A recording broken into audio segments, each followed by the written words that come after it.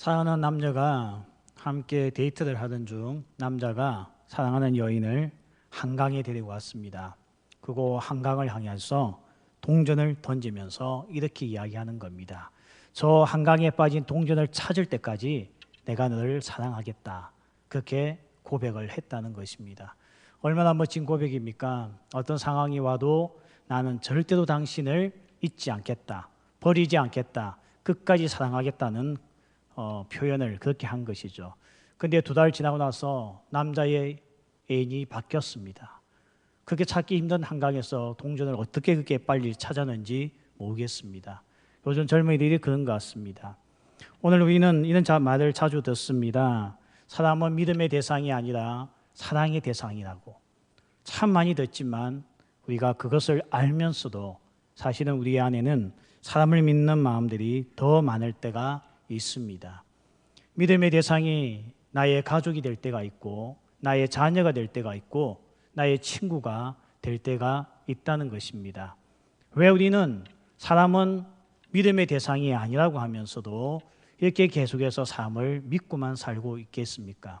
오늘 믿음에 있어서 우리가 영적인 성숙함은 어디에 달려 있습니까?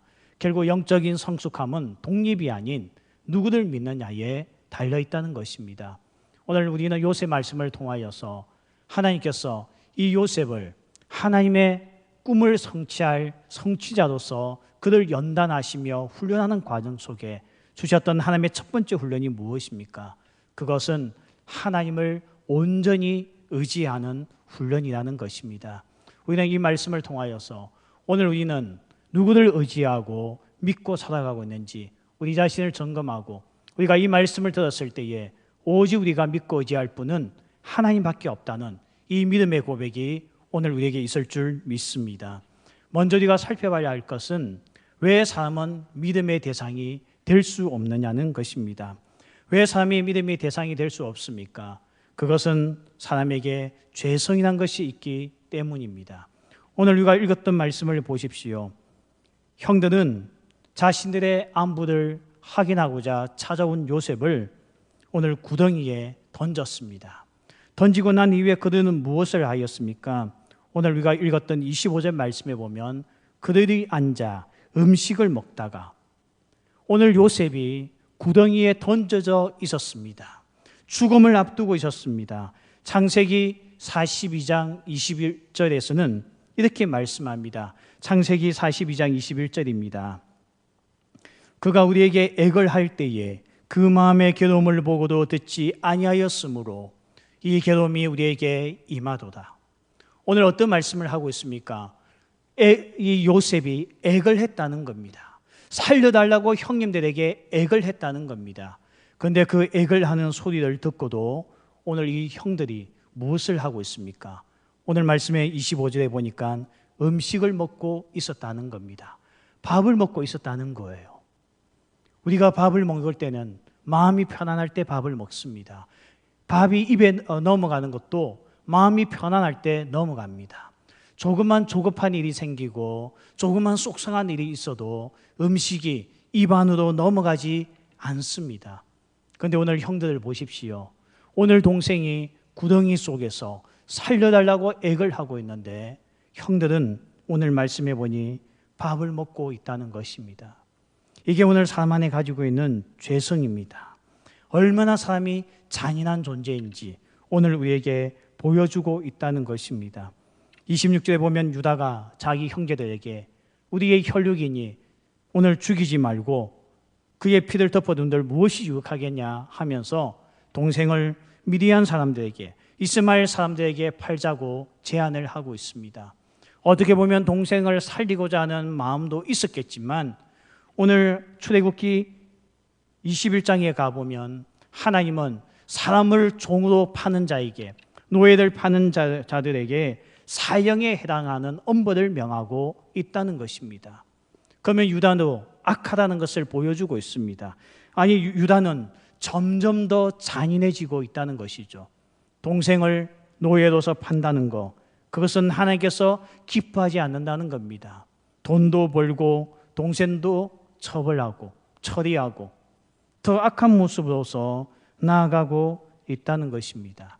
이런 두 가지 예만 보아도 같은 혈육임에도 불구하고 한 가정에서 자랐음에도 불구하고 사람들이 얼마나 악한지 오늘 우리에게 보여주고 있다는 것입니다.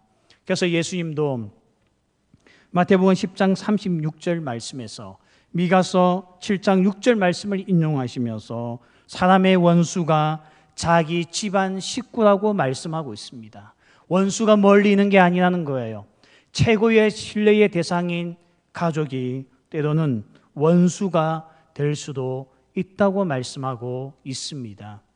삼국지에 보면 양귀비와 함께 중국의 4대 민중의 한 명인 초연이라는 여인이 나옵니다.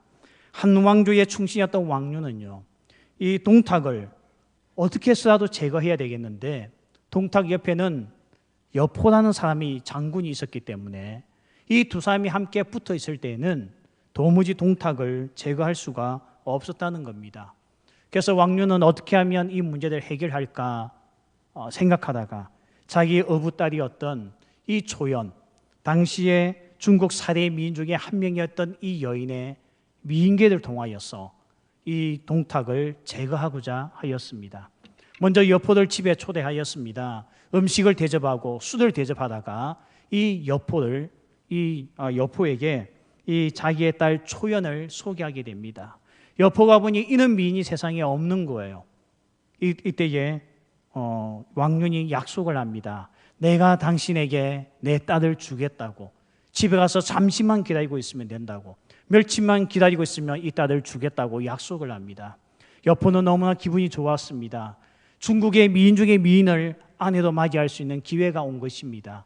그런데 그 다음 날 이제는 반대로 여포가 아닌 동탁을 똑같이 집에 초대합니다.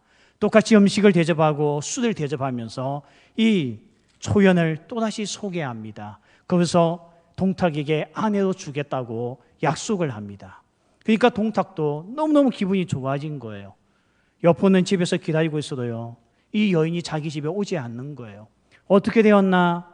나중에는 기다리다가 너무 화가 나서 왕륜을 찾아왔습니다. 왜 약속을 지키지 않냐고. 그랬을 때 이 왕륜이 그렇게 이야기합니다. 동탁을 거스를 수 없기 때문에 지금 이 여인을 보낼 수가 없다고. 그리고 또한 이 초연은 여포에게 찾아가 이렇게 이야기합니다. 나는 당신의 아내가 되고 싶은데 동탁이 나를 놓아주지 않는다고.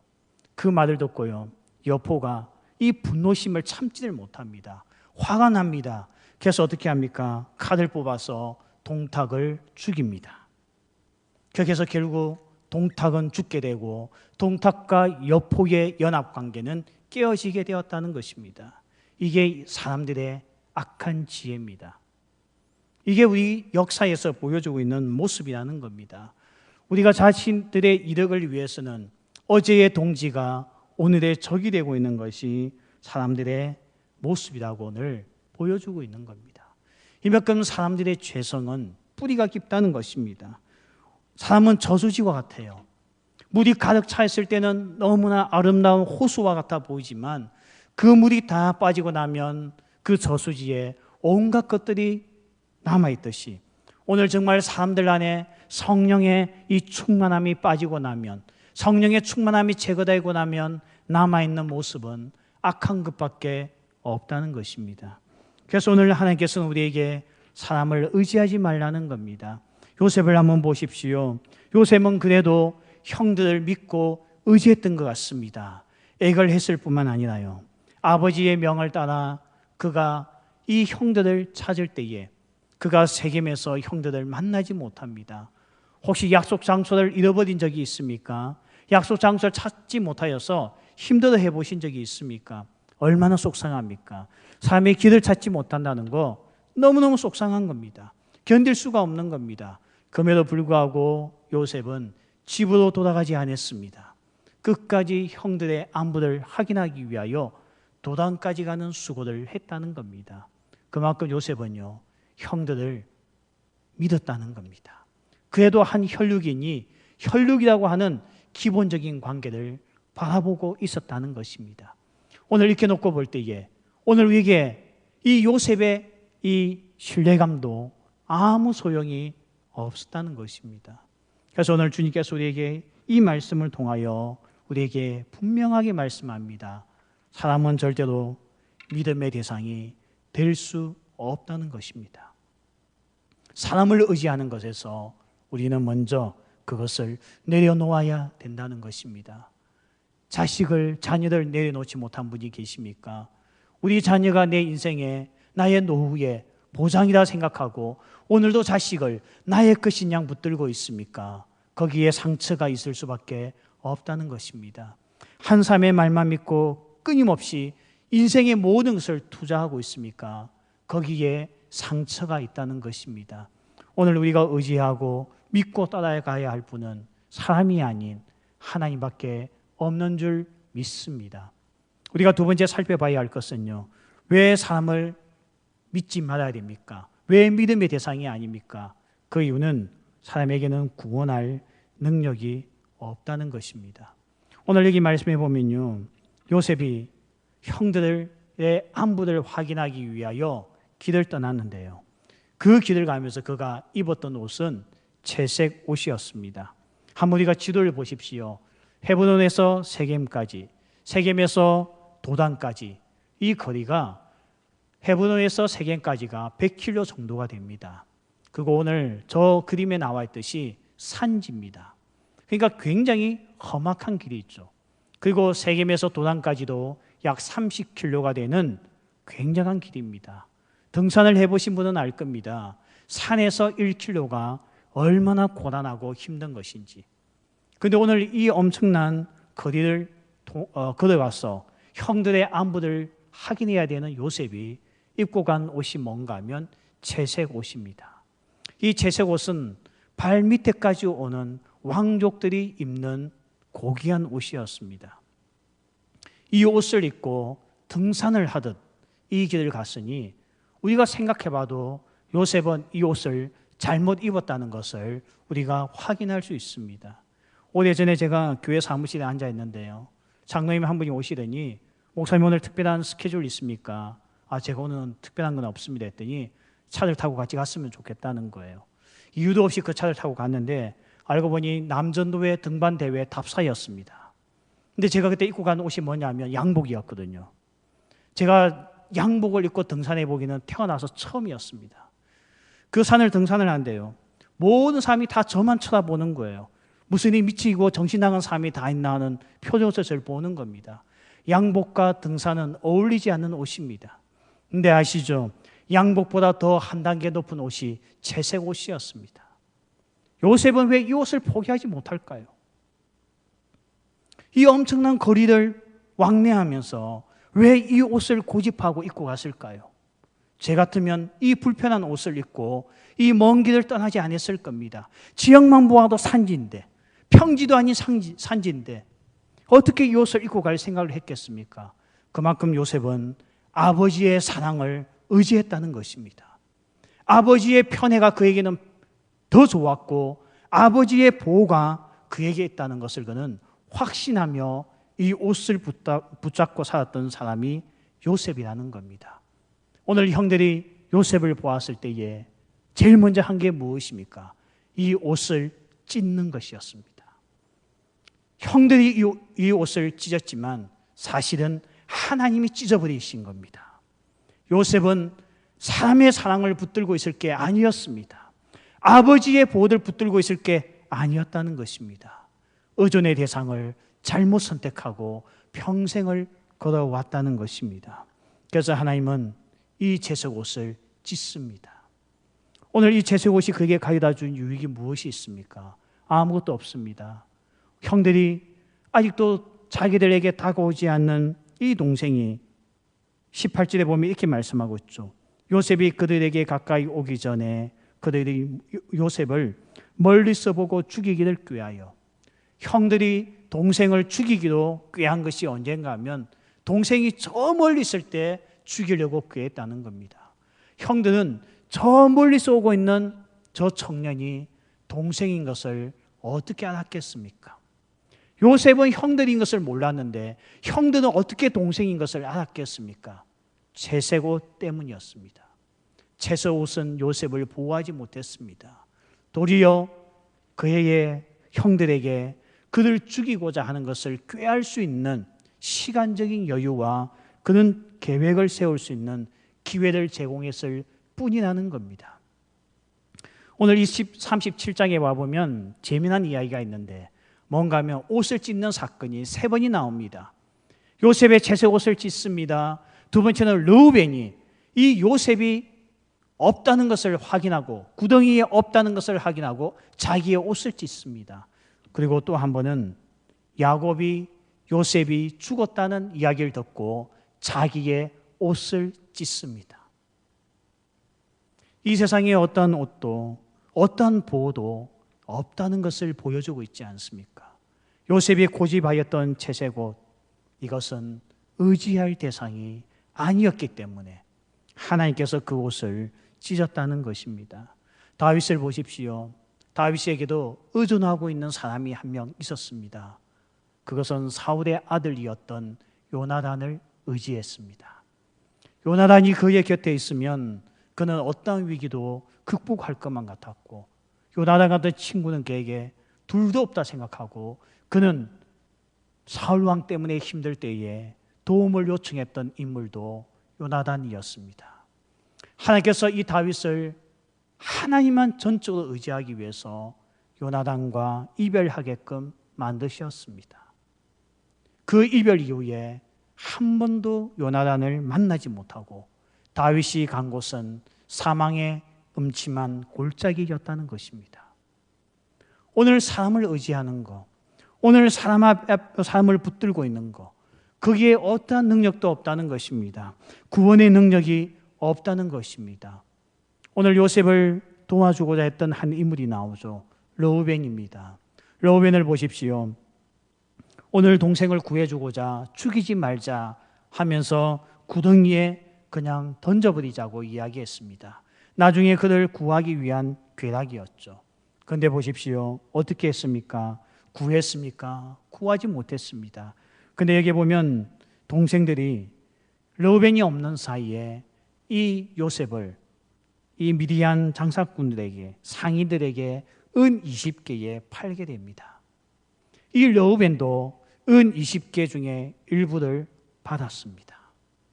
은 20개 중에 일부를 받고 났더니 르우벤이 무엇을 합니까? 오늘 말씀에 보면 그가 31절에 보면 그들이 요셉의 옷을 가져다가 순념소를 죽여 그 옷을 피해 적시고, 그들 안에 누가 포함됩니까? 르우벤도 포함됩니다. 은 20에 르우벤도 다른 형제들과 다를 바가 하나도 없었다는 겁니다. 이렇게 사람에게는 구원할 능력이 없습니다. 선을 행하고자 하나 선을 행할 능력이 없는 것이 사람이라고 말씀하고 있습니다. 그래서 오늘 우리에게 사람은 절대로 의존의 존재가 아니라는 것입니다. 죄인이 죄인을 구할 수가 없는 겁니다. 엘리베이터 안에 갇혀있는 사람들이 서로 간에 구원할 수 없습니다. 엘리베이터 밖에 있는 누군가가 엘리베이터 안에 갇힌 사람을 구할 수밖에 없듯이 오늘 죄의 본성을 가진 우리가 어느 누구를 구해줄 수 없다는 것입니다. 오직 선하신 예수님밖에 없는 줄 믿습니다. 그래서 오늘 우리에게 사람을 의존하지 말라는 겁니다. 어떠한 삶의 호의도 한계가 있다는 것을 보여주고 있다는 것입니다. 그럼 우리는 누굴 믿어야 되겠습니까? 오늘 그 답은 우리가 너무나 잘 알고 있습니다. 오직 하나님 한 분밖에 없는 줄 믿습니다. 오늘 우리가 읽었던 이 요셉의 이야기는요, 다른 성경과 창세기에 나오는 인물들 사이에 독특한 모습들이 몇 가지가 있습니다. 아브라함의 이야기가 나오고요. 그 다음에 이삭의 이야기, 그리고 야곱의 이야기, 요셉의 이야기, 그리고 모세의 이야기가 나옵니다. 앞에 이 요셉의 이야기 앞에는 아브라함과 이삭과 야곱, 그리고 모세, 이 이야기의 공통점은 하나님을 만나죠. 하나님과 대화합니다. 그리고 기적도 일어납니다. 그런데 요셉 이야기에는 요셉이 하나님과 대화했다는 내용이 한 번도 없습니다. 하나님이 요셉을 만났다는 말씀도 단 한 번도 나오지 않습니다. 이 아브라함부터 모세 이야기까지는 제단 쌓는 이야기가 나옵니다. 어디 가나 제단을 쌓았지만 요셉은 단 한 번도 제단을 쌓지 않았습니다. 어떠한 기적도 나오지 않습니다. 이는 독특한 이야기가 요셉에게만 창세기 안에 있다는 겁니다. 무엇을 이야기합니까? 하나님이 보이지 않는 거예요. 요셉의 인생에 하나님이 보이지 않는다는 겁니다. 그러나 하나님은 섬세한 손길로서 요셉의 인생을 이끌어 주신다고 말씀하고 있다는 것입니다. 사망의 음침한 골짜기 가운데 있는 요셉과 함께 하신 분은 하나님 한 분밖에 없다는 것을 우리에게 보여주고 있다는 것입니다. 한번 이 말씀을 보십시오. 르우벤과 유다와 미디안 상인들의 마음을 움직인 것, 이것도 하나님이십니다. 형제들이 죽이지 말자는 그 말에 그렇게 하자라고 동의한 것도 하나님의 섬세한 간섭이십니다. 세겜에서 요셉이 형들을 만나지 못해 길을 헤매고 있을 때에 그는 거기에서 시간을 지체하게 되었습니다. 우리가 가야 할 곳을 찾지 못하고 만나야 될 사람을 만나지 못하면 얼마나 속상하고 화가 납니까? 그런데 그는 세겜에서 이 시간을 낭비하고 있었는데, 그가 세겜에서 형들을 만나지 못해 시간을 낭비하고 있을 때에 반대편에서는 미디안 상인들이 도단을 향하여 걸어오고 있었다는 겁니다. 만약에 요셉이 세겜에서 시간을 낭비하지 않았다면 미디안 상인을 만나지 못했을 겁니다. 절묘한 이는 시간의 타이밍을 보십시오. 이것을 누가 맞출 수가 있겠습니까? 야, 너 여기서 헤매고 있어. 내가 미디안 사람 보낼게. 자, 하나, 둘, 셋 할 때 시작하는 거야. 이게 가능하겠습니까? 불가능합니다. 이거는 하나님의 작품입니다. 하나님만이 하실 수가 있다는 것입니다. 오늘 요셉의 삶 가운데 하나님은 한 번도 등장하지 않지만 하나님은 요셉의 인생을 붙들고 계셨다는 것입니다. 하나님을 만났습니까? 하나님의 음성을 들었습니까? 꿈속에서라도 주님을 만났습니까? 예수님을 보았습니까? 예수님을 보았다고 한다면 병원부터 가보셔야 됩니다. 우리는 본 적도 없고 그 음성을 귀로서 육성으로서 듣듯이 들은 적이 없습니다. 오늘 우리가 하나님을 만났다 말씀하고 하나님의 음성을 들었다는 것은 우리의 심령 가운데 일어나는 사건이지 우리의 육체 밖에서 일어나는 사건은 아니라는 것입니다. 그럼에도 불구하고 요셉 가운데 섬세하게 역사하셨던 하나님이 오늘도 우리의 인생 가운데 섬세하게 역사하는 줄 믿습니다. 요셉은 꿈을 소유했다고 이야기하면서 과거에 저도 이런 설교를 청소년 때 참 많이 들었습니다. 꿈을 가져야 한다고. 꿈을 가지면 하나님께서 복 주신다고요. 그러나 요셉의 이야기에 보면 요셉의 꿈은 없습니다. 요셉이 하나님의 꿈을 소유했을 뿐입니다. 요셉이 꾸었던 그 꿈은 하나님의 꿈이었지 요셉의 꿈이 아닙니다. 하나님의 꿈을 소유했기 때문에 하나님의 섬세한 손길이 요셉의 인생을 도우고 있었다는 것입니다. 우리는 누굽니까? 우리가 바로 하나님의 꿈인 줄 믿습니다. 하나님이 우리를 꿈으로 삼아주신 거예요. 그래서 하나님은 우리를 지키시고 보호하실 수밖에 없다는 것입니다. 사망의 음침한 골짜기를 다녔던 다윗도 시편 37편에서 23절, 24절에서 이렇게 고백하고 있습니다. 우리 함께 같이 읽겠습니다. 여호와께서 사람의 걸음을 정하시고 그의 길을 기뻐하시나니 그는 넘어지나 아주 엎드려지지 아니함은 여호와께서 그의 손으로 붙드심이로다. 이게 다윗의 고백입니다. 넘어지지만 아주 엎드려지지 않는다는 겁니다. 아, 이번에는 안 되겠구나. 이번에 끝났구나. 근데 우리가 끝나지 않는 인생인 것을 다윗은 경험했다는 것입니다. 오늘 이게 하나님의 도우는 손길인 줄 믿습니다. 우리 망할 것 같죠? 아, 이번에는 안 될 것 같죠? 그런 가운데 하나님의 도우심이 있는 줄 믿습니다. 그래서 다윗은 사망의 음침한 골짜기 가운데서도 나와 함께 할 수 있는 분은 오직 하나님 한 분밖에 없으며 섬세한 손길로서 내 인생을 돌보시는 분은 하나님밖에 없다는 것을 고백하였다는 것입니다. 사도 바울을 보십시오. 디모데후서는 그가 마지막 인생에 적은 편지입니다. 디모데에게 보내는 유언과 같은 말씀이었습니다. 그러니 한 절 한 절이 얼마나 감동이 있고 그의 영혼을 실어서 이 편지를 적었겠습니까?